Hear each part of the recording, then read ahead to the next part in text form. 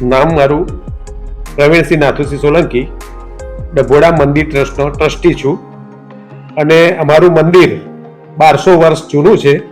લગભગ સોલંકી રાજવંશી હતો એ વખતે આ મંદિર એ વખતનું છે.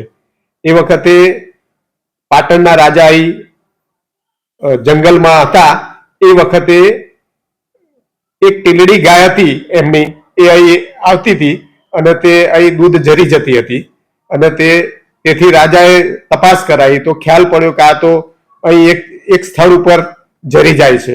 તેથી તેમણે ખોદકામ કરાયું અને અમારા દાદાનું અહીં મૂર્તિ મળી. તે પછી એમણે બ્રાહ્મણો બોલાવી અને પછી સારી રીતે અહીં એમનું સ્થાપન કર્યું. એ વખતથી અમારું આ મંદિર છે. ધીમે ધીમે એની પ્રગતિ ખૂબ જ થઈ છે અત્યારે તો, અને હવે તો દર શનિવારે લગભગ 1.5 લાખ પબ્લિક અહીં આવે છે.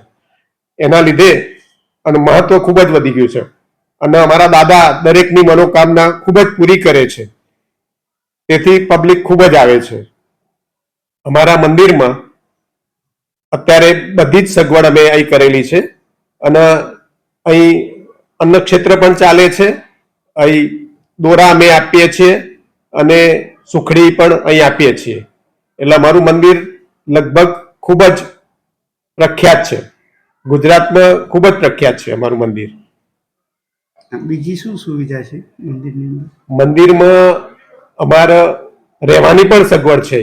કોઈને રહેવું હોય તો અહીં રહેવાની સગવડ છે.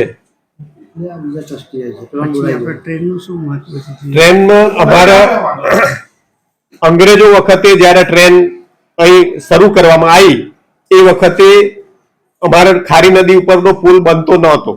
એ વખતે ઘણી વખત પ્રયત્ન કર્યા સરકારે એ વખતની, પણ પુલ બનતો જ નહોતો. એ પછી ગામના લોકોએ એ લોકોને જણાવ્યું કે તમે અમારા હનુમાન દાદાની તમે માનતા માનો. અંગ્રેજ સરકારે પણ માનતા માની. એ વખતે પુલ બન્યો. એ પુલ આજ સુધી ચાલુ જ છે અને દર વર્ષે એક તેલનો ડબ્બો હાલ પણ આવે છે. અમારા ધનતેરસની રાતે રેલવે હાલ મોકલે છે, તેલ મોકલે છે.